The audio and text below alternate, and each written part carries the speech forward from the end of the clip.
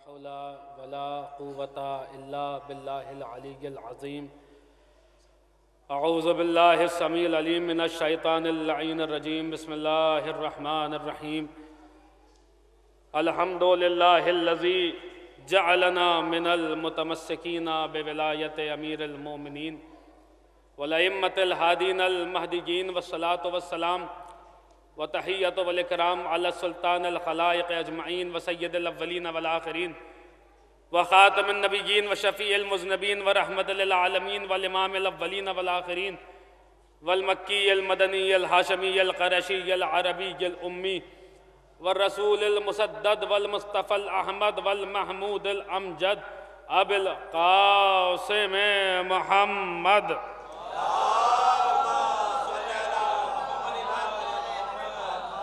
والہ الطیبین الطاہرین الطاہرین الطیبین المعصومین المظلومین المنتجبین المنتخبین المیامین الہادین المہدیین الذین اذہب اللہ عنہم الرجس وطہرہم تطہیرا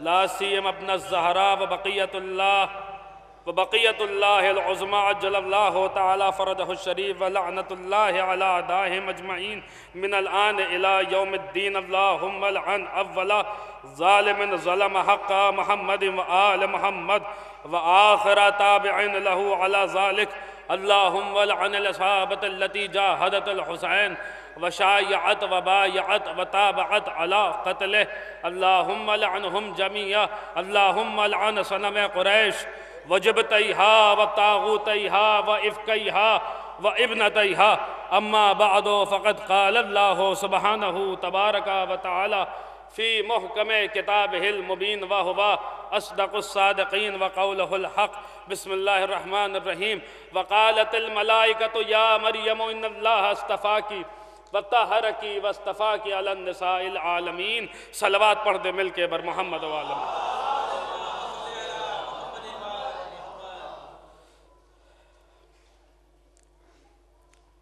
عزیزان گرامی قدر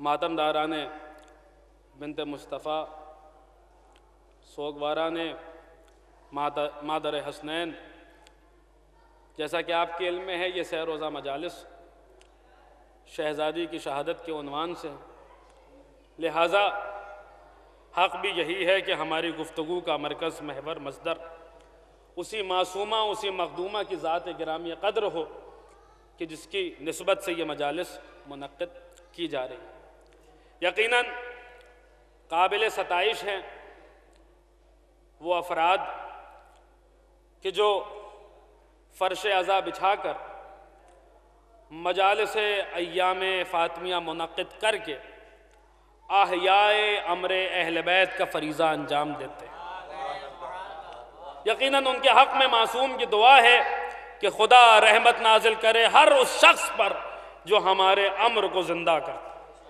ہمارے امر کی احیا کرتا میں نے ایک صلوات پڑھ دیا ہے مولانا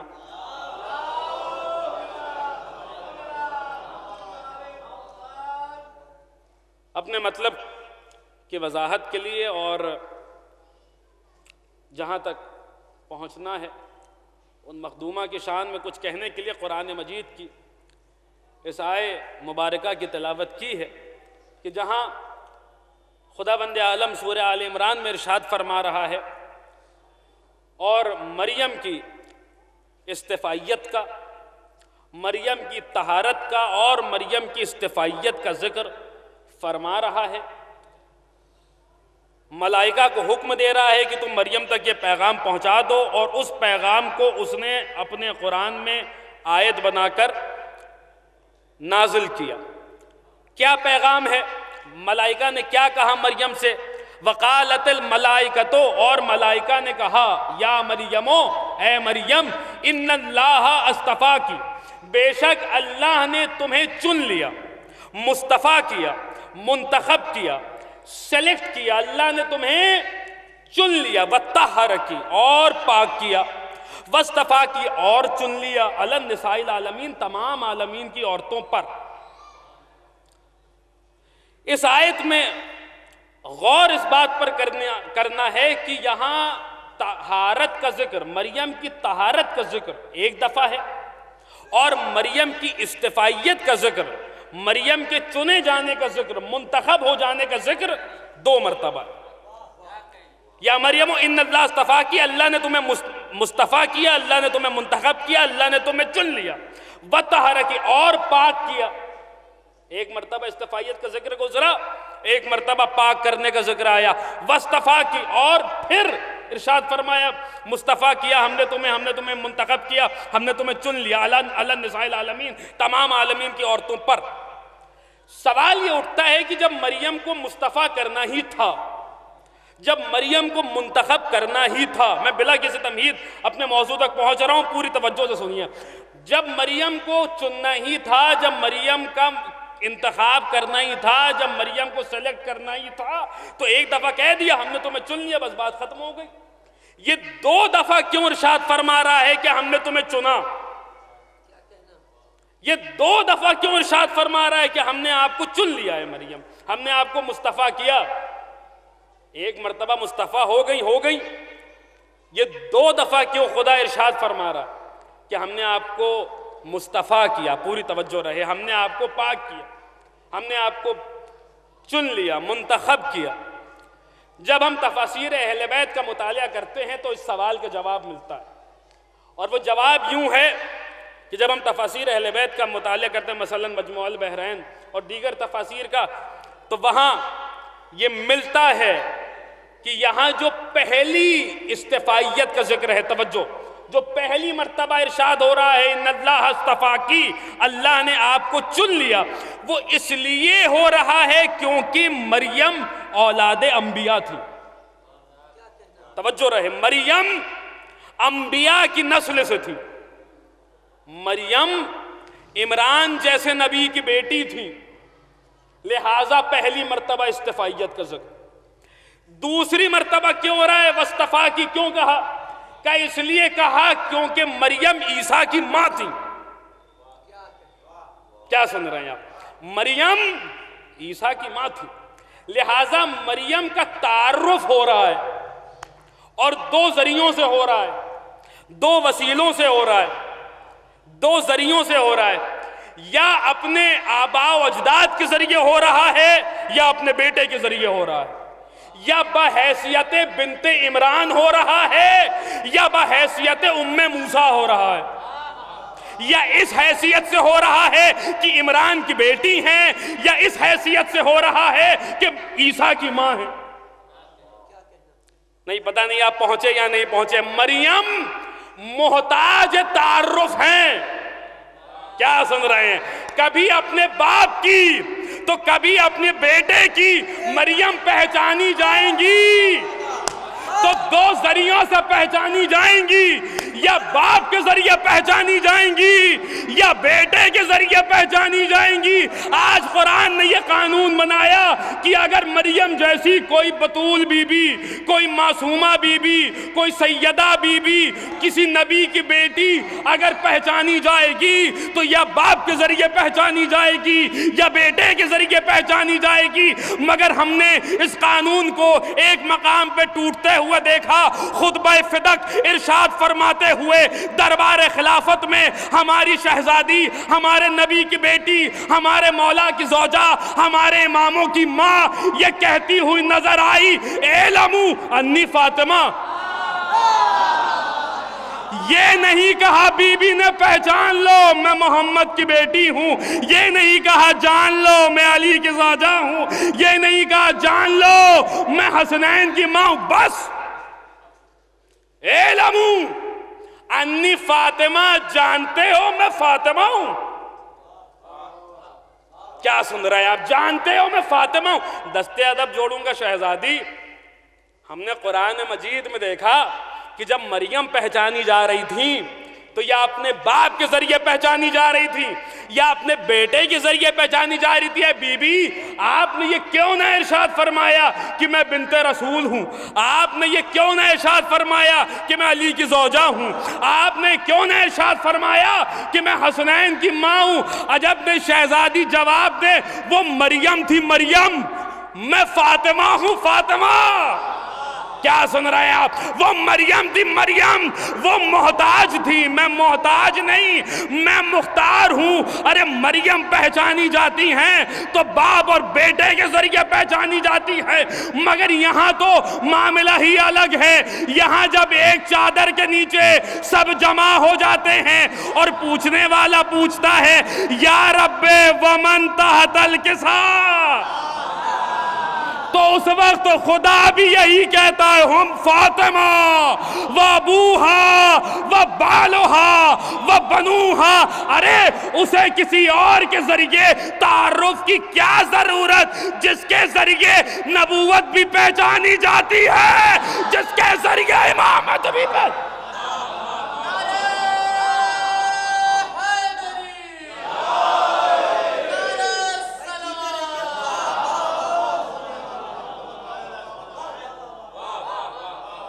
اس سے بہتر ایک اور صلوات عظمت جناب سیدہ پر۔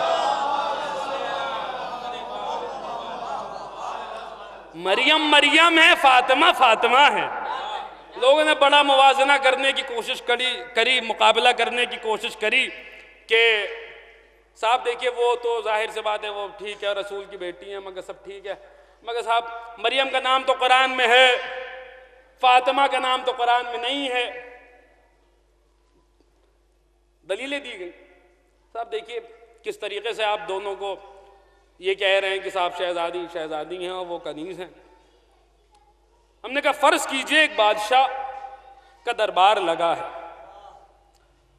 اور اس دربار میں وزراء سے دربار بھرا ہوا، ایک وزیر کھڑا ہوتا ہے اور کھڑے ہونے کے بعد کسی کنیز کو بلاتا ہے کسی کام کے لیے، کسی نام لے کر کسی کنیز کو بلاتا ہے کہ مجھے پانی دے دو، فلاں چیز لے آؤ، تو کیا بادشاہ اعتراض کرے گا؟ کسی کنیز کا نام اگر دربار میں لے لیا تو کیا آج تک کسی بادشاہ نے اعتراض کیا؟ آپ کہیں گے نہیں، کنیزوں کا نام اگر لے لیا تو کوئی مسئلہ نہیں ہے، کسی بادشاہ نے آج تک کسی تاریخ میں اعتراض نہیں کیا۔ کنیز کا نام اگر سب کے سامنے لیا تو اعتراض نہیں ہوا۔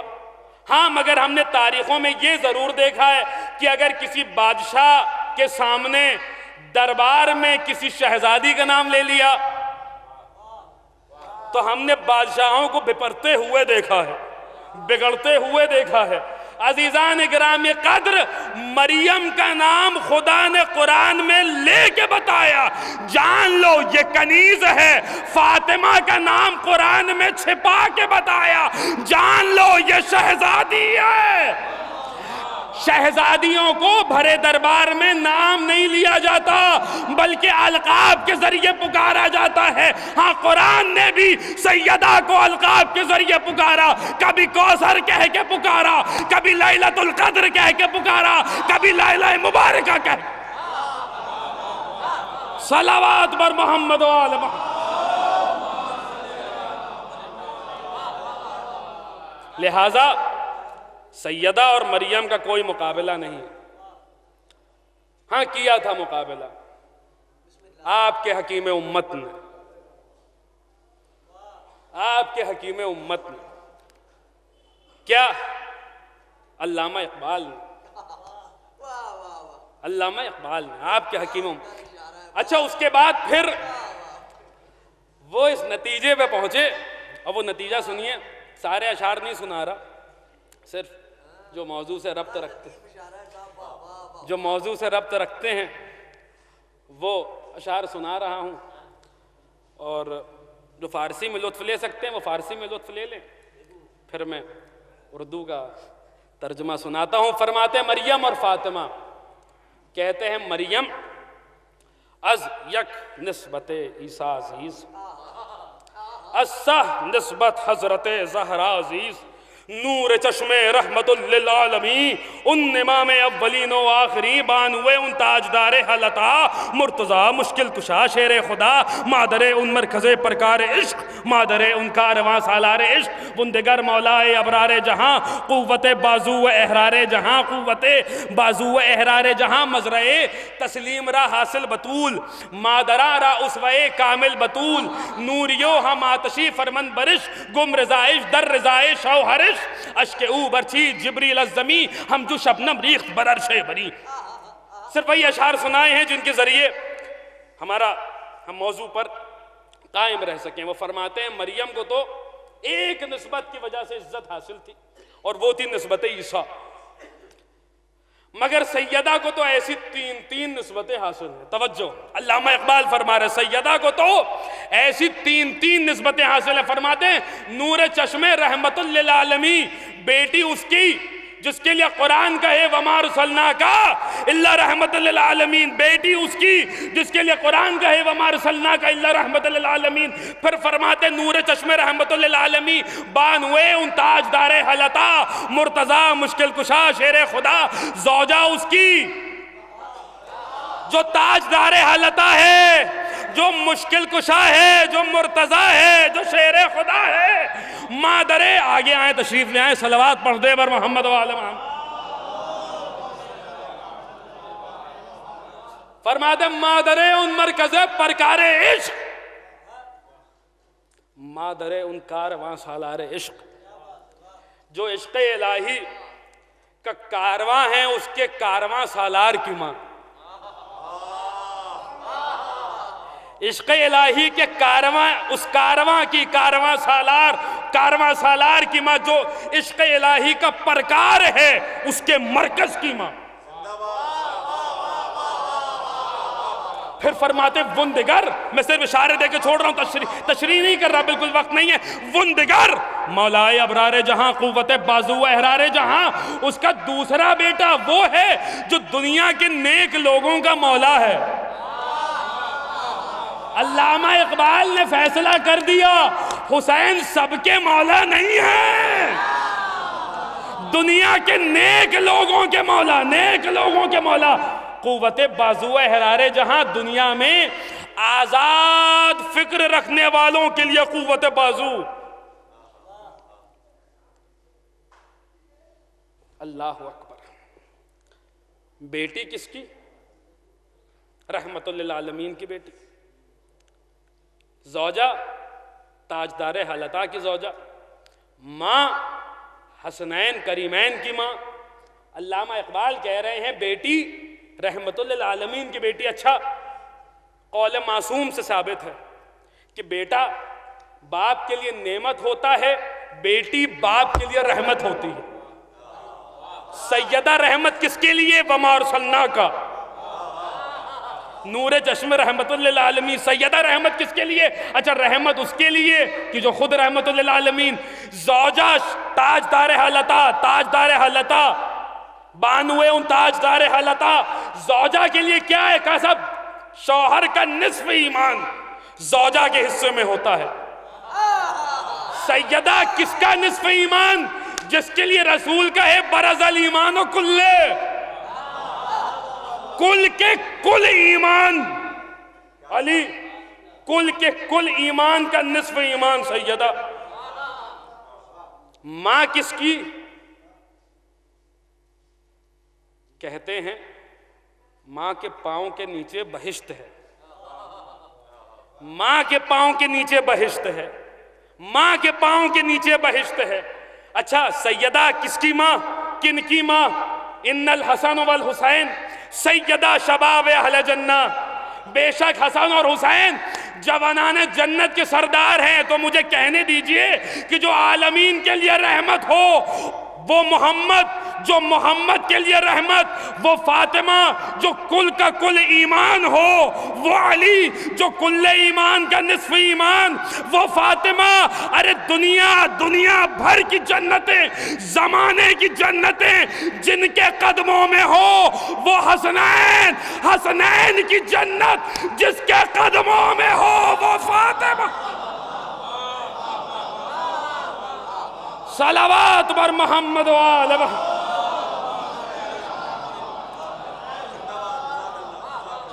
پھر فرماتے ہیں مزرعے تسلیم را حاصل بطول، مادرا را اسوہ کامل بطول، جو صبر و رضا کی کھیتی ہے اس کا ماں حاصل بطول ہے، اور ماؤں کے لیے بہترین نمونہ بطول ہے۔ علامہ اقبال سے کہوں گا میں اس منزل پر کہ علامہ اقبال تاریخ اسلام کا دامن کم سے کم ماؤں سے تو خالی نہیں، کم سے کم ماؤں سے تو خالی نہیں ہے۔ بڑی بڑی مائیں ہیں، بڑی باعظمت مائیں ہیں، بڑی با فضیلت مائیں ہیں، بڑی محترم مائیں ہیں، کچھ تو ایسی مائیں ہیں جنہیں خود کبھی ماں بننے کی سعادت نہ حاصل ہو سکے۔ اتنی ماؤں کے ہوتے ہوئے آپ نے یہ کیوں کہا کہ مادرا را اسوہ کامل بطول؟ کہہ دیتے کسی اور کا نام لے لیتے، کسی اور کو کہہ دیتے، سیدہ ہی کو کیوں کہا؟ عجب نہیں علامہ اقبال جواب دے، میں نے اپنے اس مصرے سے یہ فیصلہ کر دیا کہ زمانے میں کوئی بھی ماں کتنا بھی اونچا کیوں نہ اٹھ جائے وہ کبھی فاطمہ کا مقابلہ نہیں کر سکتی، کبھی سیدہ کی برابری نہیں کر سکتی۔ میں نے کہا علامہ اقبال ایسا کیوں؟ علامہ اقبال نے کہا اس لیے کہ جب ماں فاطمہ ہوتی ہے تو بیٹا حسین ہوتا، نہ زمانے میں کوئی حسین جیسا ہے، نہ زمانے میں کوئی فاطمہ جیسا۔ صلوات بر محمد و آل محمد۔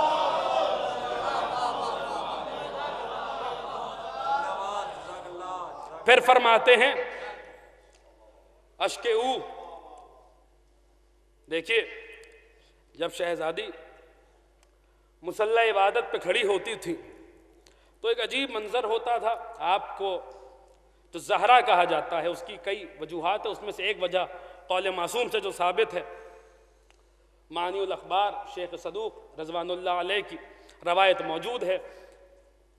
آپ کو زہرا کہنے کی ایک وجہ یہ بھی ہے کہ جب آپ مصلی عبادت پہ کھڑی ہوتی تھی تو چہرے سے وہ نور ظاہر ہوتا تھا جو مدینے کی گلیوں کو پر کر دیتا تھا، اور لوگ حیران ہو کر کہتے تھے یہ کس کا نور ہے؟ جواب ملتا تھا یہ سیدہ کا نور ہے، اس لیے کہ سیدہ اب مصلی عبادت پر ہے۔ وہ نماز، دیکھیے جملہ ضائع نہ کیجیے گا، اہل عرفان تشریف فرمائے، وہ نماز جو مومن کو معراج بخشتی ہے، اس نماز کو معراج بخشنے کے لیے مادر حسین مصلی عبادت پہ ہوتی تھی۔ آنکھوں میں خشیت الہی کے سبب آنسو ہوتے تھے۔ یہ جو آنکھوں میں خوف خدا کے سبب، خشیت الہی کے سبب جو آنسو ہوتے تھے، تو علامہ اقبال فرماتے ہیں کہ خدا جبریل کو بھیجتا تھا کہ جبریل یہ بڑے انمول موتی ہیں، خبردار کوئی قطرہ زمین پر نہ گرے۔ تو کیا کرتے تھے جبریل ان آنسوؤں کو جمع کرتے تھے اور کہاں لے جاتے تھے؟ فرماتے ہیں ہم چو شبنم ریخت بر عرش بری، جبریل ان آنسوؤں کو عرش پر لے جاتے تھے، عرش مجید پہ لے جاتے تھے، اور کیا کرتے تھے؟ مثل شبنم ان آنسوؤں کو عرش پر سجا دیا کرتے تھے۔ دیکھیے صرف سن لینا کمال کی بات نہیں ہے، غور کرنا کمال کی بات ہے۔ شبنم کہتے کسے؟ انگلش میں ڈیو ڈراپس کہا جاتا ہے۔ اس کا کام کیا ہوتا ہے کہ جب سبزہ بے جان ہو جاتا ہے، مرجھانے لگتا ہے، تو خدا آسمان سے شبنم کو نازل کرتا ہے۔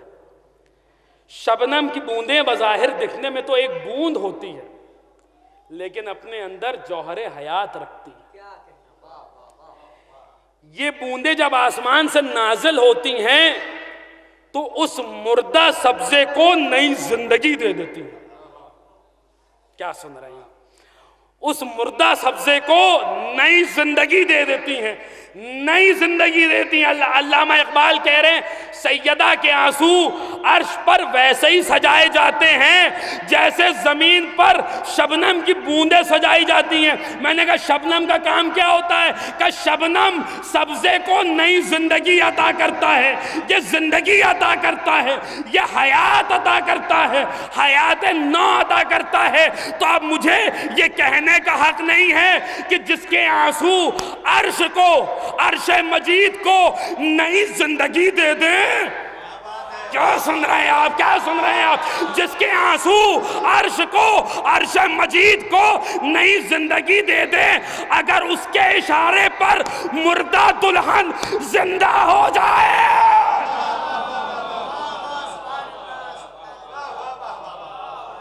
صلوات۔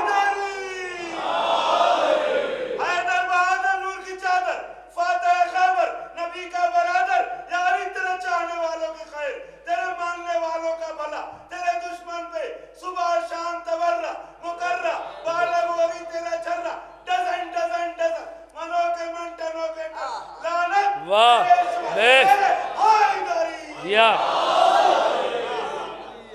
اگر اس کے اشارے پر دلہن زندہ ہو جائے، اب یہ کیسے ہو سکتا ہے؟ ہمیں سمجھ میں نہیں آتا۔ کیا سمجھ میں نہیں آتا؟ سیدہ آئیں، سب بے ہوش ہو گئی، دلہن مر گئی، ہمیں سمجھ میں نہیں آتا۔ ہم نے کہا اس میں حیرانی والی کیا بات ہے؟ دیکھیں جملہ ضائع نہ کیجیے گا، بے ہوش ہو گئی، اس میں حیرانی والی کیا بات ہے؟ یہودی تھی نا، یہودی تھی نا، امت موسوی،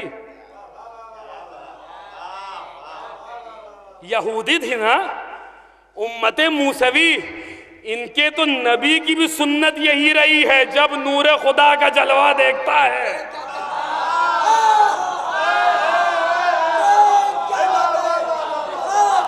صلوات بر محمد و آل محمد۔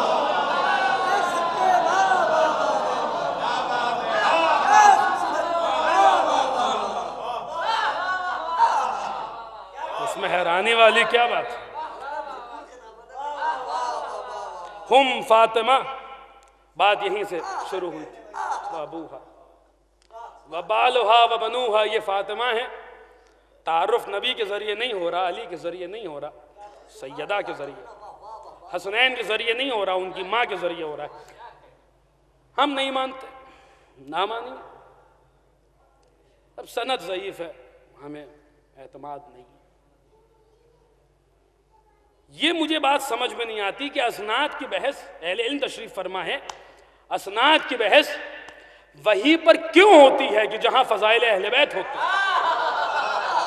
آج تک کسی نے یہ بات کہی کہ دعائی استشیر جو ہے وہ صاحب ضعیف السند ہے، ہمیں سمجھ میں نہیں آتی۔ آج تک کبھی کسی کوئی آپ کو کہتا ہوا ملا؟ مجھے ایمانداری سے بتائیے جس نے کہا ہو کہ صاحب دعائے ست سبحان ہم نہیں مانتے، اس کی سند ضعیف ہے، دعائے کمیل ہم نہیں مانتے، اس کی سند ضعیف ہے۔ اب مسئلہ یہ ہے کہ آپ کو اسناد سے بحث نہیں، اسناد پہ بات نہیں کرنی۔ مشکل یہ ہے کہ ان دعاؤں میں جن کا آپ نے انکار کیا ہے ان میں آپ کو فضائل اہل بیت دکھتے ہیں، اور جو دعائیں بچ گئی ہیں ان میں ابھی تک آپ کو فضائل نہیں ملے ہیں، ابھی تک فضائل آپ کو نہیں ملے ہیں۔ کوئی مسئلہ نہیں، خیر اگر بحث کرنی ہی ہے تو آئیے، یہاں ریکارڈ ہو رہی ہے بات، چاہتا یہ ہوں کہ یہ بات زیادہ سے زیادہ لوگوں تک پہنچے۔ حوالہ کتاب کا ہے آیت اللہ مرعشی نجفی صاحب کی لکھی ہوئی کتاب سند حدیث قصہ۔ اس موضوع پر انہوں نے خود پوری ایک کتاب لکھی ہے، سند حدیث قصہ۔ اب اس میں وہ یہ لکھتے ہیں کہ علامہ شیخ عبداللہ بحرانی یہ روایت کرتے ہیں کہ میں نے علامہ سید ہاشم بحرانی رضوان اللہ علیہ کے دست مبارک سے یہ سند خود اپنی آنکھوں سے لکھی ہوئی دیکھی ہے۔ کیا سنیے، عبداللہ بحرانی روایت کرتے ہیں ہاشم بحرانی سے، ہاشم بہرانی روایت کرتے ہیں ماجد بہرانی سے، ماجد بہرانی روایت کرتے ہیں شہید ثانی سے، شہید ثانی روایت کرتے ہیں مقدس اردبیلی سے، مقدس اردبیلی روایت کرتے ہیں محقق کرکی سے، محقق کرکی روایت کرتے ہیں علی ابن خنزل حائری سے، علی ابن ہلال جزائری سے، علی ابن ہلال جزائری روایت کرتے ہیں احمد ابن فہد ہلی سے، احمد ابن فہد ہلی روایت کرتے ہیں علی ابن خنزل حائری سے، علی ابن خنزل حائری روایت کرتے ہیں شیخ ضیاء الدین علی شہید اول کے بیٹے سے، شہید اول کے بیٹے روایت کرتے ہیں اپنے بابا شہید اول سے، شہید اول روایت کرتے ہیں فخر المحققین سے، فخر المحققین روایت کرتے ہیں اپنے بابا علامہ ہلی سے، علامہ ہلی روایت کرتے ہیں محقق ہلی سے، محقق ہلی روایت کرتے ہیں شیخ ابن نما ہلی سے، شیخ ابن نما ہلی روایت کرتے ہیں محمد ابن ادریس ہلی سے، محمد ابن ادریس ہلی روایت کرتے ہیں شیخ حمزہ طوسی صاحب ثاقب فی المناقب سے، شیخ حمزہ طوسی صاحب ثاقب فی المناقب روایت کرتے ہیں علامہ محمد ابن شہراشوب صاحب مناقب آل ابی طالب سے، علامہ محمد ابن شہراشوب روایت کرتے ہیں شیخ تبرسی صاحب احتجاج سے، شیخ تبرسی روایت کرتے ہیں شیخ حمزہ شیخ حسن طوسی سے، شیخ حسن طوسی روایت کرتے ہیں اپنے بابا شیخ الطائفہ شیخ طوسی سے، شیخ طوسی روایت کرتے ہیں شیخ مفید سے، شیخ مفید روایت کرتے ہیں شیخ ابن قول قمی سے، شیخ ابن قول قمی روایت کرتے ہیں چقد الاسلام شیخ کلینی سے، شیخ کلینی روایت کرتے ہیں علی ابن ابراہیم سے، علی ابن ابراہیم روایت کرتے ہیں ابراہیم ابن ہاشم سے، ابراہیم ابن ہاشم روایت کرتے ہیں محمد ابن ابی نصر بازندی سے، یہ اصحاب کے نام ہے، محمد ابن ابی نصر بازندی روایت کرتے ہیں قاسم ابن یحییٰ جلائل کوفی سے، قاسم ابن یحییٰ جلائل کوفی روایت کرتے ہیں ابو بصیر سے، ابو بصیر روایت کرتے ہیں ابان ابن تغلب سے، ابان ابن تغلب روایت کرتے ہیں جابر جوفی سے، اور جابر جوفی روایت کرتے ہیں جابر ابن عبداللہ انصاری سے، اور جابر ابن عبداللہ انصاری ہمیں یہ کہتے ہوئے ملے رویہ عن فاطمہ الزہراء سلام اللہ علیہا، ارے جابر گھر کے باہر کھڑے رہے سیدہ وہ کچھ بھی بتاتی رہی، جو فرش پہ ہوتا رہا وہ کچھ بھی بتاتی رہی جو عرش پہ۔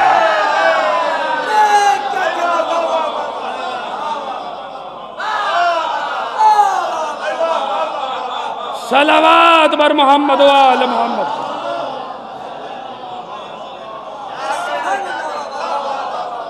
اس سے بہتر ایک اور صلوات پڑھتے ہیں بر محمد و آل محمد۔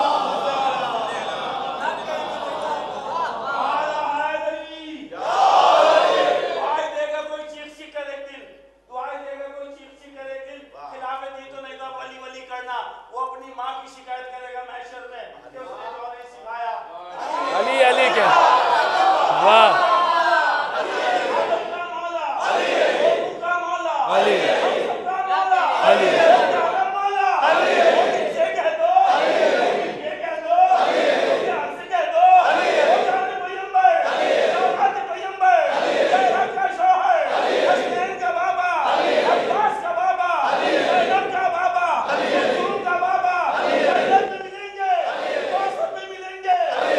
جزاک اللہ۔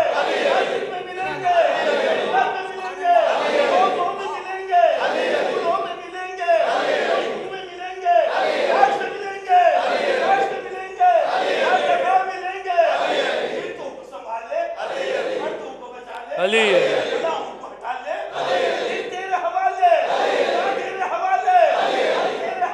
علی علی جزاک اللہ۔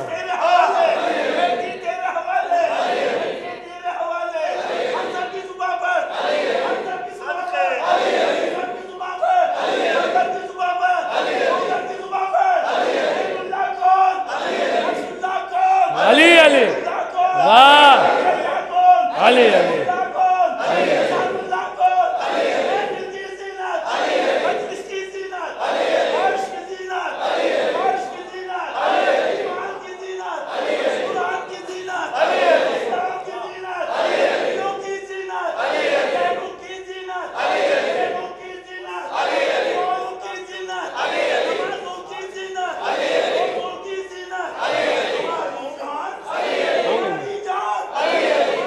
جزاک اللہ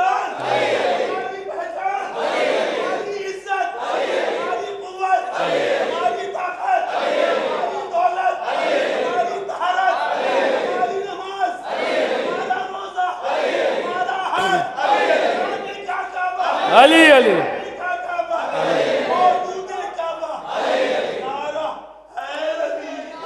یا اللہ سلامت رہیے مولا، سلامت رہیے مولا سلامت۔ ایک اور صلوات پڑھ دیں بر محمد و آل محمد۔ یہ بات سچ ہے، دیکھیے جہاں فرار کر کے جانا چاہیں گے ہم وہاں پر فضائل دیکھیں گے۔ ہمارے برادر عزیز، ابھی میں ایک مثال دیتا ہوں اسی مسئلے پر جو میں نے ابھی آپ کے سامنے بیان کیا ہے۔ شاید یہ بات نہ پڑتا اگر ہمارے بزرگ قبلہ نے یہ نعرے نہ لگائے ہوتے، میں شاید اس طرف نہ جاتا۔ اس سے پہلے ایک بات سنتے چلیے جو میں نے اس سے پہلے کہی تھی، اس کے ربط کے لیے کہ فضائل جہاں پر پائے جاتے صرف وہیں پر اعتراض ہوتا۔ ہمارے برادر عزیز مولانا میر ہلال رضوی صاحب قبلہ یہاں تشریف فرما ہیں، 4 مصرے ہیں ان کے، اس حقیر سے سماعت فرما لیجئے۔ داد مجھے دیجئے گا، دعائیں ان کو دیجئے گا۔ کہتے ہیں مشکوک نسب حق کی رسد ڈھونڈ رہے ہیں، مشکوک نسب حق کی رسد ڈھونڈ رہے ہیں، مولا کے فضائل کی سند۔ دیکھیں ہر مولائی کو اس کا سامنا کرنا پڑا ہوگا، مجھے پتا ہے، مجھے پتا ہے۔ سنیے، مشکوک نسب حق کی رسد ڈھونڈ رہے ہیں، مولا کے فضائل کی سند ڈھونڈ رہے ہیں۔ ارے سلمان سا عارف تیرا آغاز نہ پایا، کم ظرف مقصر تیری حد ڈھونڈ رہا ہے۔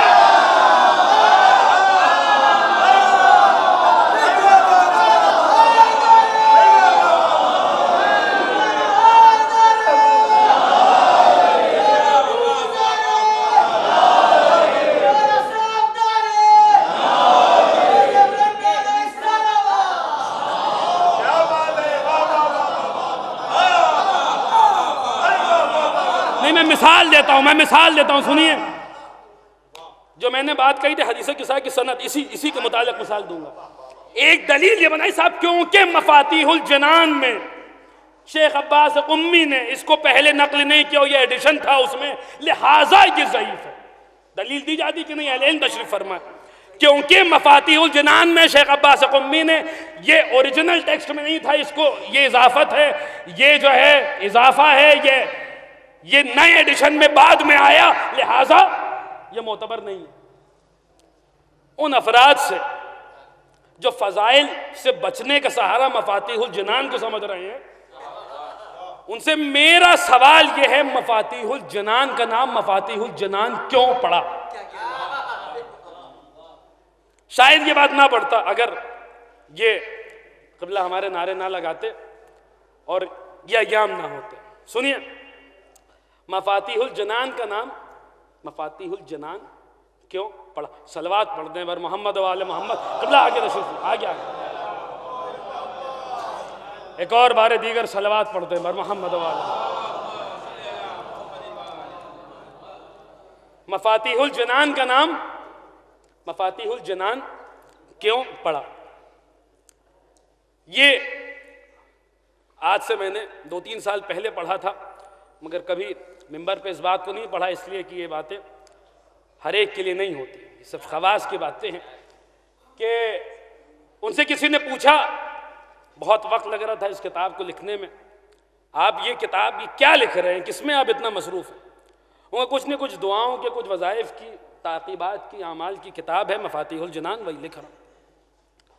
تو وہ یہ کہنے لگے کہ کیا ضرورت ہے کہ لکھنے کی، اتنی بڑی بڑی کتابیں ہیں، اور صحیفہ سجادیہ اور صحیفہ علویہ ہے، اور جو ہے مصباح المتحجد ہے، سب کچھ ہے، اتنی بڑی بڑی کتابیں، اتنے بڑے بڑے اقبال الاعمال جیسی کتاب ہے، کیا ضرورت ہے مفاتیح الجنان لکھنے کی؟ کیا ضرورت ہے؟ بڑی بڑی کتابیں تھیں اس وقت۔ یہ بھی اسی کی برکت ہے کہ آج کسی کا نام نہیں ہے جس طریقے سے مفاتیح الجنان کا نام ہے۔ وجہ بتا رہا ہوں، کیا لکھ رہے، کیا ضرورت ہے یہ دعاؤں کی کتاب لکھنے کی، وظائف کی کتاب لکھنے کی؟ یہ بچنا چاہ رہے تھے نا فضائل سے، اس لیے مفاتیح کو انہوں نے ڈھال بنایا، بچنا چاہ رہے تھے فضائل سے. محدث شیخ عباس قمی نے جواب دیا جو کچھ میں لکھ رہا ہوں یہ مفاتیح ہیں. مفتاح عربی زبان میں کہتے ہیں چابی کو، کنجی کو. یہ مفاتیح ہیں، یہ مفاتیح ہیں، یہ چابیاں ہیں، یہ کنجیاں ہیں. میں انہیں ترتیب دے کر لکھ کر مادر حسنین کی خدمت میں ہدیہ کر دوں گا. یہ مفاتیح مفاتیح الجنان بن جائے گی. یہ اہل علم کے لیے تھا، میں بالخصوص انہی سے داد چاہتا ہوں. یہ مفاتیح مفاتیح الجنان بن جائیں گی. سیدہ کی خدمت میں ہدیہ کروں گا، یہ چابیاں جنت کی چابیاں ہو جائیں گی. سیدہ کی خدمت میں ہدیہ کروں گا مفاتیح ان کے لیے کہ جو اپنے اعمال کو، اپنے ناقص اعمال کو ان کے مقابلے میں لاتے اور بڑے غرور سے آتے ہیں صاحب ہم تو اتنے بڑے نمازی متقی پرہیزگار. میں نہیں کہہ رہا. محدث شیخ عباس قمی ثقۃ المحدثین رضوان اللہ علیہ فرما رہے ہیں کیا کہ یہ مفاتیح ہیں. سیدہ قبول کریں گی تو یہ مفاتیح الجنان بنیں گی. یہ مفاتیح ہیں کیا؟ یہ چابیاں ہیں کیا؟ کچھ دعائیں ہیں جو مفاتیح ہیں. سیدہ نے قبول کیا تو مفاتیح الجنان ہو جائیں گی. کچھ وظائف ہیں جو مفاتیح ہیں. سیدہ نے قبول کیا تو مفاتیح الجنان ہو جائیں گے. تعقیبات ہیں جو مفاتیح ہیں. سیدہ نے قبول کیا تو مفاتیح الجنان ہو جائیں گی. یہ کچھ نمازیں ہیں، کچھ نمازیں ہیں جو مفاتیح ہیں. سیدہ نے قبول کیا تو مفاتیح الجنان ہو جائیں گی. اما محدث شیخ عباس قمی نے فیصلہ کر دیا اگر سیدہ قبول نہ کریں تو نمازیں جنتی نہیں ہو سکتی، نمازی جنتی کا.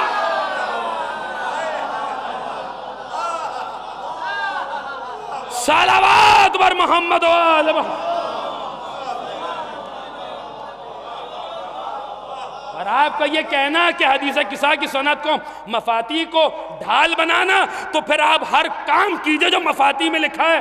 پڑھیے نماز جناب سیدہ جو مفاتیح الجنان میں ہے اور سجدے میں سر رکھ کے کہیے یا مولاتی یا فاطمہ غیثین. یہ جو وجہ اس کی کیا ہے؟ وجہ حدیث کسا کے انکار کی وجہ کیا ہے؟ انکار کی وجہ ہے یہ جملہ ہم اہل بیت النبوہ ومعدن الرسالہ. یہ انکار کی وجہ. انکار کی وجہ ولا شمس مضیہ ولا فلک یدور ولا بحر یجری ولا فلک یسری الا لاجلکم ومحبتکم. یہ انکار کی وجہ. لیکن خدا کی قسم منبر سے بات عرض کر رہا ہوں، پوری دلیل کے ساتھ عرض کر رہا ہوں، اگر ان کو کائنات کا سبب اور علت نہیں مانا گیا تو کائنات کی خلقت عبث ہو جائے گی. اور ایک جملہ اور کہہ دیتا ہوں، ابھی دلیل دوں گا. فاطمہ صرف کائنات کی علت نہیں ہے، سیدہ کائنات کی علت العلل ہے. صرف سبب نہیں ہے، سبب الاسباب ہے. صرف علت نہیں ہے، علت العلل ہے. بس آخری بات، سبب نہیں ہے، سبب الاسباب.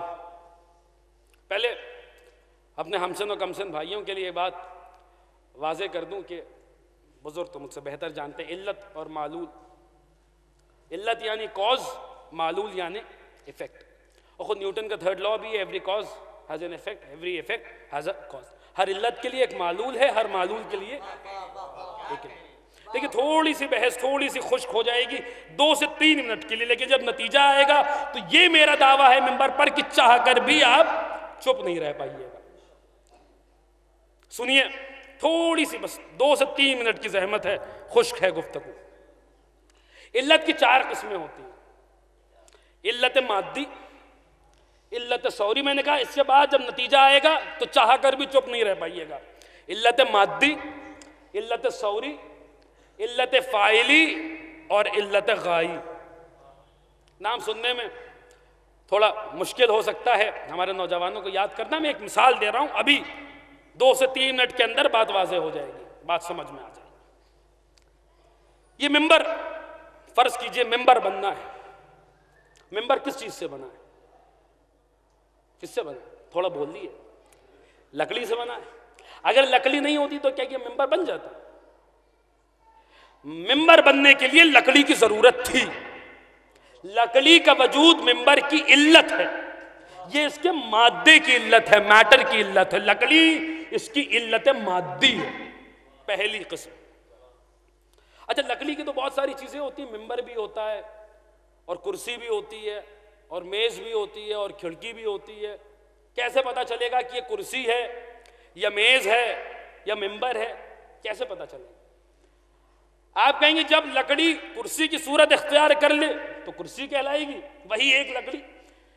جب کھڑکی کی صورت اختیار کر لے تو کھڑکی کہلائے گی، جب ممبر کی صورت اختیار کر لے۔ اس پر لفظ ممبر کا اطلاق ہی تب ہوگا جب لکڑی اس ممبر کی شکل میں ہوگی۔ یہ جو صورت ہے اس کی، یہ اس کی علت ثوری ہے، دوسری قسم۔ اچھا اب فرض کیجئے لکڑی بھی ہے اور اس میں ممبر بننے کی صلاحیت بھی پائی جاتی ہے، مگر کوئی بنانے والا نہیں ہے، کیا ممبر بن جائے گا؟ آپ کہیں گے نہیں بن سکتا۔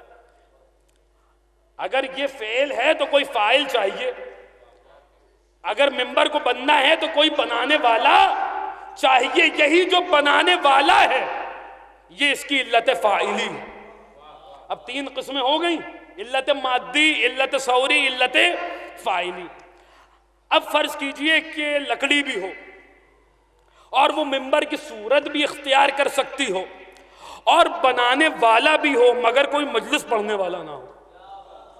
بس یہیں تک آپ کو لانا تھا، کوئی مجلس پڑھنے والا نہ ہو، کوئی مجلس پڑھنے والا نہ ہو، کیا ممبر بنایا جائے گا؟ جب مجلس ہی نہیں ہونی تو ممبر کیسا؟ یہ جو مجلس پڑھنے والا ہے یہ اس کی علت غائی ہے۔ بس بات ختم ہو گئی۔ اب پوری کائنات پہ نظر گھما کے دیکھیے، پوری کائنات میں اس کی علت مادی کیا ہے؟ آپ کہیں گے یہ ایٹم، یہ پروٹون، یہ نیوٹرون، یہ الیکٹرون، ہم کہیں گے مانا یہ اس کی علت مادی ہے۔ ایک صلوات پڑھ دے بر محمد والے محمد۔ آئیے قبلہ عسکری صاحب آگے تشریف، ایک اور صلوات پڑھ دے بر محمد والے محمد۔ مثال واضح ہو گئی، بات ذہن نشین ہو گئی کہ یہ جو کائنات کا مادہ ہے، یہ پروٹون، یہ نیوٹرون، یہ ایٹم، یہ ہے اس کی علت مادی۔ ہم نے کہا علت ثوری کیا ہے؟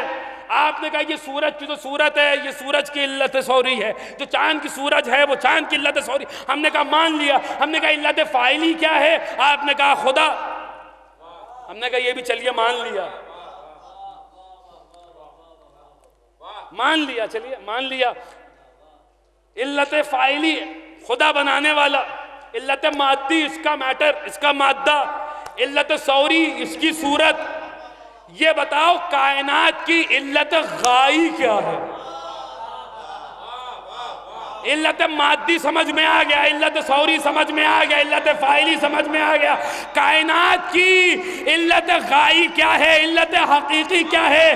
اگر وہ نہ ہوتا تو یہ نہ ہوتا، نہ یہ زمین ہوتی، نہ یہ آسمان ہوتے، نہ یہ ہوائیں ہوتی، نہ یہ پرند ہوتے، نہ یہ چرند ہوتے، نہ یہ دریا ہوتے، نہ یہ پہاڑ ہوتے۔ کون ہے کون ہے کون ہے؟ اس کے بغیر تو اس کی تخلیق عبث ہوگی، یہ خلقت عبث ہوگی۔ بتاؤ ہے کون؟ اگر نہ ملے تو آؤ ہم تمہیں بتاتے ہیں۔ اب وقت کا مجھے پتا نہیں کیونکہ وقت خلق ہوا نہیں تھا، جگہ کا مجھے پتا نہیں کیونکہ نہ زمان تھا نہ مکان تھا، بس وہ تھا، لاہوتیت کا سناٹا تھا، ہوئیت کا سناٹا تھا، وحدت بس تنہا وہ خدا تھا، اور اس نے اپنے نور سے ایک نور کو خلق کیا اور اس نور کو اپنا حبیب بنایا، اپنا محبوب بنایا، اپنا نام سے اس کا نام رکھا۔ وہ خود محمود تھا، لہٰذا اسے محمد کہہ کے بلایا، اپنے نام سے اس کا نام رکھا، اپنا حبیب بنایا، اپنا محبوب بنایا، اور اس نور سے مخاطب ہو کر کہتا ہے انت المراد والمرید وخیر من خلقی وعزتی وجلالی لولاک لما خلقت الافلاک۔ تو ہی تو میری مراد ہے، تو ہی تو میرا مقصود ہے، تو میری مخلوق میں سب سے بہتر ہے، وعزتی تو ہی میری عزت ہے، وجلالی تو ہی میرا جلال ہے، لولاک لما خلقت الافلاک، اگر تجھے نہ بنانا ہوتا، کائنات کی علت غائی اگر تجھے نہ بنانا ہوتا تو کچھ نہ بناتا۔ پتہ چلا کہ زمین کی علت مصطفیٰ، آسمانوں کی علت مصطفیٰ، ہواؤں کی علت مصطفیٰ، پرند کی علت مصطفیٰ، چرند کی علت مصطفیٰ، جمادات کی علت مصطفیٰ، نباتات کی علت مصطفیٰ، حیوانات کی علت مصطفیٰ، یہ سارا عالم تحت الثری سے لے کر عرش اولی تک ہر شے کی علت مصطفیٰ۔ میں نے کہا بارے الہ، یہ تو بات سمجھ میں آ گئی کہ تیرا رسول ہر شے کی علت ہے، کیا کوئی تیرے رسول کی بھی علت ہے؟ آواز آئی لولا علی لما خلق، تو کیا سن رہے ہیں آپ؟ لولا علی، لولا علی، لولا علی لما خلق، تو کا اگر علی کو نہ بنانا ہوتا، یا علی یا علی یا علی، اگر علی کو نہ بنانا ہوتا تجھے نہ بناتا۔ پتہ چلا کائنات کی علت ہے رسول، اور رسول کی علت علی۔ میں نے کہا بارے لہا، یہ سلسلہ کہیں ختم بھی ہوتا ہے۔ آواز آئی لولا فاطمہ لما خلقتکما، لما خلقتکما۔ ارے یہ زمین نہ بناتا، یہ آسمان نہ بناتا، یہ ہوائیں نہ بناتا، یہ دریا نہ بناتا، یہ پہاڑ نہ بناتا، نہ میں آدم کو بناتا، نہ آدم کی توبہ ہوتی، نہ میں نوح کو بناتا، نہ نوح کی کشتی ہوتی، نہ میں ابراہیم کو بناتا، نہ ابراہیم کی خلت ہوتی، نہ میں موسیٰ کو بناتا، نہ کوہ طور پہ باتیں ہوتی، نہ میں عیسیٰ کو بناتا، نہ مردے زندہ ہوتے، نہ میں یوسف کو بناتا، نہ وہ حسن ہوتا، نہ میں ایوب کو بناتا، نہ وہ صبر ہوتا، نہ میں داؤد کو بناتا، نہ وہ لحن ہوتا، نہ میں سلیمان کو بناتا، نہ وہ حکومت ہوتی، نہ میں ایوب کو بناتا، نہ وہ صبر ہوتا، نہ میں جبریل کو بناتا، نہ وحی کا نزول ہوتا، نہ میں اسرائیل کو بناتا، نہ یہ روحیں ہوتی، نہ میں اسرافیل کو بناتا، نہ یہ کائنات میں رزق ہوتا، نہ عالم ناسوت بناتا، نہ عالم جبروت بناتا، نہ عالم ملکوت بناتا، نہ عالم لاہوت بناتا، نہ عالم یاہوت بناتا، نہ عالم میثاق بناتا، نہ عالم میزان بناتا، نہ عالم ارواح بناتا، نہ عالم انوار بناتا، نہ عالم انوار بناتا۔ ارے یہ سب تو بہت دور کی بات ہے۔ لولا فاطمہ لما خلقتکما، ارے اگر فاطمہ کو نہ بنانا ہوتا نہ ہم نبی کو بناتے، نہ ہم علی کو۔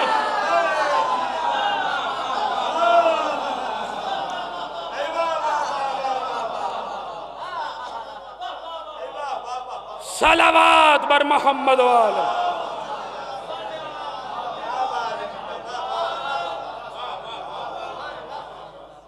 بس عزیزان گرامی قدر، سیدہ کائنات کی علت، سیدہ کائنات کا سبب، بغیر اس سبب کے کائنات میں کچھ بھی وجود میں نہ آتا۔ سبب الاسباب، علت العلل۔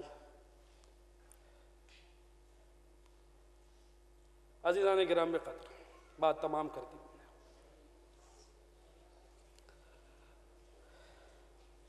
کیونکہ سیدہ وہ نقطہ آغاز تھی، نقطہ آغاز، نقطہ آغاز جہاں سے کائنات کی خلقت شروع ہوئی۔ صرف ہمارا یا اغیار کا یا کسی مسلمان کا جملہ نہیں ہے، یہ ایک عیسائی مورخ بلکہ محقق ہے، اس نے تھیسس لکھی ہے جس کا نام ہے، بس ایک جملہ جو یہیں پر بات تمام کر رہا ہوں جہاں سے بات کا آغاز کیا تھا، یہ بحث شروع کری تھی، اس کا جملہ ہے، اور یہ صرف اس لیے سنا رہا ہوں کیونکہ میرے علم میں نہیں ہے کہ کسی اور نے اسے، یہ بھی شرف آپ کے خادم ہی کو حاصل ہوا تھا۔ اس کا ایک جملہ ہے شہزادی کی شان میں، وہ یہ بات کہتا ہے، آپ دیکھیں غیر عیسائی ہے، وہ اپنی تھیسس میں یہ بات لکھتا ہے، in essence she is the initiation،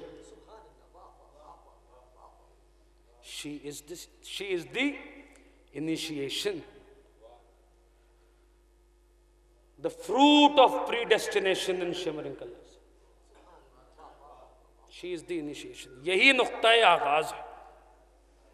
میں وہ کہتا ہوں، یہ بات وہ مسلمانوں کے لیے کہتا ہے، خدا کی قسم یہ نہ سمجھ لینا کہ سیدہ اگر تمہارے درمیان میں ہے تو یہ تمہاری، یہ عام خواتین کی طرح سے، وہ کہتا ہے she is in essence neither a girl nor a woman or a mother of flesh، in essence she is the initiation، like a fruit sprung from the trees of paradise۔ یہ نہ سمجھ لینا کہ تمہاری درمیان چلتی ہیں تو تمہاری جیسی ہیں، بلکہ یہ تو در حقیقت درخت طوبہ کے ایک پھل کے ذریعے جو رسول کو عنایت فرمائی گئی۔ بات تمام کر دی میں نے، رسول کو سیدہ دی، بڑی عظمتوں سے رسول نے معراج خدا نے عطا کری اپنے بندے کو، اس وجہ سے عطا کری تاکہ فاطمہ کا نور رسول کو دیا جا سکے، درخت طوبہ کا وہ پھل کہ جس کا نصف حصہ رسول کے حصے میں آیا اور کل کا کل حصہ علی کے حصے میں آیا۔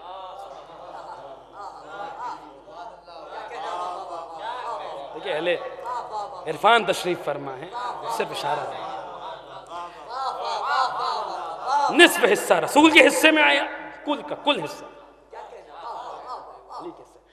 میرے جملے نہیں ہیں، ملا ابو الفضل احمدی اہل سنت مورخ ہے، وہ یہ بات کہتا ہے، اور جو کچھ میں ایک گھنٹہ ہونے کو جو کچھ میں نے ابھی تک کہا ہے سب بھلا دیجئے گا، اس ایک جملے کو نہ بھلائے گا، یہی پوری تقریر کا محصل ہے، اور کسی شیعہ عالم کا جملہ نہیں، سنی عالم کا جملہ ہے، اور اس لیے پڑھ رہا ہوں، لوئی مسائنن کا جملہ پڑھا، عیسائی کا، اس سنی کا جملہ پڑھ رہا ہوں اہل سنت عالم کا، اس لیے پڑھ رہا ہوں تاکہ اپنے دیکھیں یہ اغیار کا عقیدہ ہے ان کے متعلق، چلو بھر پانی میں ڈوب مرے جو ان کو اپنے جیسا سمجھتے ہیں، وہ یہ کہتا ہے ماننا پڑے گا۔ آخری جملہ یہیں پر معراج ہے، میری خطابت کی بھی آپ کی سماعت کی بھی اس سے بڑا جملہ میری اوقات نہیں ہے میں کہہ سکوں، وہ یہ کہتا ہے ماننا پڑے گا علی حقیقت درخت طوبہ ہے، وہ یہ کہتا ہے ماننا پڑے گا، ماننا پڑے گا، ماننا پڑے گا، علی ملا ابو الفضل احمدی کہہ رہا ہے ماننا پڑے گا علی حقیقت درخت طوبہ ہے، اس لیے کہ علی ہی کی وہ ذات ہے جس کے ذریعے فاطمہ نے اپنے نور کو ظاہر کیا۔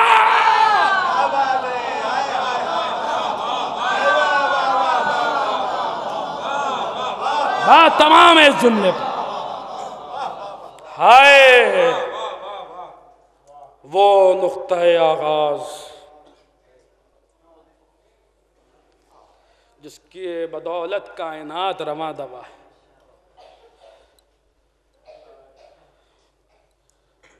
اسی پر یہ دن آئے کہ اس نے یہ مرثیہ پڑھا، صبت علی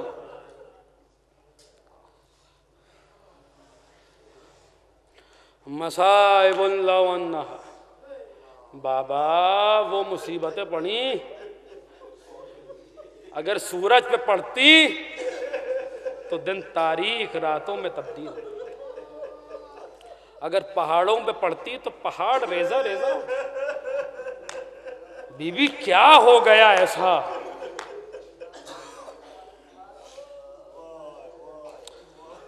ہائے، یہ وہ غم ہے جس نے امامت کو بارہا رلایا ہے، ہر موڑ پر امامت نے اس غم کو یاد کیا۔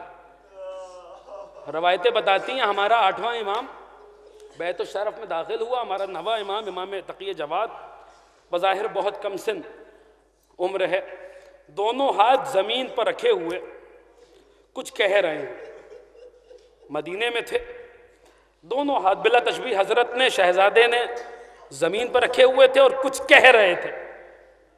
باپ قریب آیا، امام وقت تھا، کہا میرے لال کیا کہہ رہے ہو؟ جملہ سنیے گا آپ کے 9ویں امام کا، مفہوم ہے اس جملے کا۔ کہنے لگے بابا میں اس عرض مدینہ سے پوچھ رہا ہوں، بتاؤ میری دادی کی خطا کیا تھی؟ اے بابا اگر مجھے اختیار مل گیا میں یقیناً ان کو قبروں سے نکال کے سزا دوں گا جنہوں نے ہماری دادی کو رلایا ہے۔ ہائے ہائے ہائے، امامت بارہم روئی ہے اس مصیبت کو یاد کر کر کے۔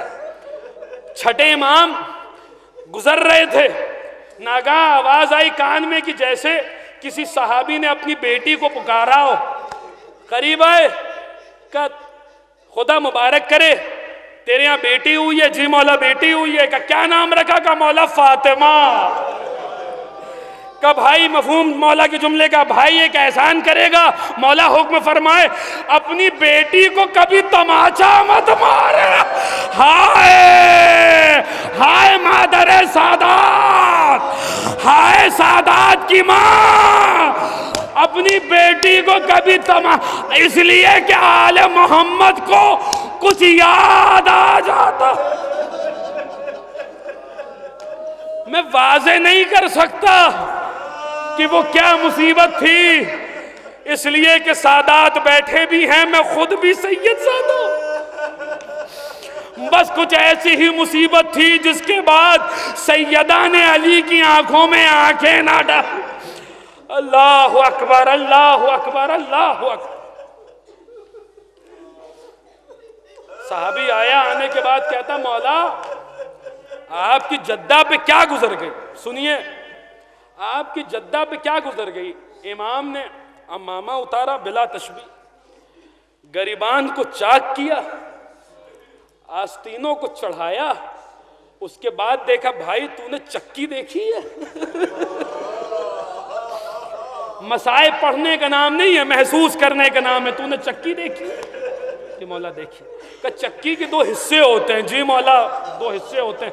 کہ جیسے چکی کے 2 حصوں کے درمیان کوئی دانہ آ جائے، ایک طرف دروازہ تھا ایک طرف دیوار تھی، درمیان میں ہماری جب آواز دے رہی تھی فضا آ میرا محسن شہید۔ خدائے سخن فرماتے ہیں در سے لگی وہ کہتی تھی آنسو بہا بہا، ارے کیوں گھر میرا جلاتے ہو؟ میں نے کیا ہے کیا؟ ایک شخص نے ستم یہ کیا واہ مصیبتا، ارے دروازہ لات مار کے ان پر دیا گے۔ پہلو پہ ضرب آئی جو بنت رسول کے، ارے محسن ہوئے شہید شکم میں بدو۔ اجرکم اللہ، جی بھر کے گریہ کر لیجئے عزیزوں، اس لیے بلند آواز سے روئیے گا اس بیوی پر، اس لیے کہ جب اس کا جنازہ اٹھا ہے تو خود اس کے بچے بلند آواز سے نہیں رو۔ اور یہ وہ بی بی ہے جو ہر مجلس میں، ہمارا ایمان ہے ہر مجلس میں آتی۔ حسین کی مجلس و زہرا آئیں گی، عباس کی مجلس و زہرا آئیں گی، علی کی مجلس و زہرا آئیں گی، حسن کی مجلس و زہرا آئے گی، کسی شہید کی مجلس ہو، یہ ہر مجلس میں موجود رہتی۔ کوئی بھرے گھر کا پرسہ دے دے، اس گھر کا پرسہ دے دے جو ایک دوپہر میں ویران ہو گیا۔ ہر مجلس میں موجود رہتی ہیں. میرا دل کہتا ہے جو بی بی ہر شہید کی مجلس میں جاتی ہے، آج چونکہ اس کی مجلس ہے لہٰذا عباس بھی آئے ہوں گے، قاسم بھی آئے اور محمد بھی ہوں گے، حسن بھی ہوں گے، حسین بھی. لہٰذا بلند آواز سے پرسا دیجئے. بس 2 سے 3 منٹ مجلس تمام ہو گئے عزیزوں. کیا ہوا اس رات؟ دیکھیے علماء کہتے ہیں کہ یہ واقعہ اب یہ تفصیل سے شہادت کی روایت انشاءاللہ آپ کل و پرسوں سنیں گے. مولانا متقی علی زہدی صاحب کل خطاب فرمائیں گے، انشاءاللہ پرسوں خطیب انقلاب خطاب فرمائیں گے. آئیے گا وقت کی پابندی کے ساتھ سنیے گا مفصل شہادتیں. اس وقت صرف ایک اشارہ دے کے بات تمام کر. کیا ہو گیا؟ خلافت دوم کا وقت تھا. مدینے میں قحط پڑا تھا، سوکھا پڑا تھا. میرا مولا مسجد میں موجود تھا، ابن عباس ساتھ میں تھے. سنیے گا عزیزوں، کلیجہ پھٹ جاتا ہے یہ روایت پڑھنے کے بعد اور سننے کے بعد. کہتے ہیں ابھی کچھ ہی دیر گزری تھی کہ قنفذ ملعون مسجد میں آیا. قنفذ آیا، قنفذ خدا کی لعنت ہو، قنفذ ملعون مسجد میں آیا. اور ادھر قنفذ آیا تو ابن عباس نے میرے مولا سے کہا یا امیر المومنین کیا وجہ ہے کہ مدینے میں قحط پڑا ہے، سب کو جو کچھ بیت المال سے جتنا مال ملتا ہے مولا سب آدھا کر دیا گیا ہے، مگر قنفذ کے مال میں کوئی کمی نہیں ہوئی. قنفذ کے مال میں کوئی کمی نہیں ہوئی، جتنا پہلے ملتا تھا اتنا ہی آج بھی ملتا ہے. میرے مولا ہائے علی کی غربت، ہائے فاطمہ کے بعد علی کتنا تنہا ہو گیا تھا. کبھی دائیں جانب دیکھا، بائیں جانب دیکھا. اس کے بعد ابن عباس کو خلوت کے مقام پہ خلوت کے مقام پہ لے کر گئے جہاں کوئی نہیں تھا. اس کے بعد جب علی مطمئن ہو گئے کہ اب میرے اور ابن عباس کے علاوہ یہاں کوئی نہیں، ابن عباس کا سوال کیا تھا؟ مولا قنفذ کا وظیفہ کیوں نہ آدھا ہوا؟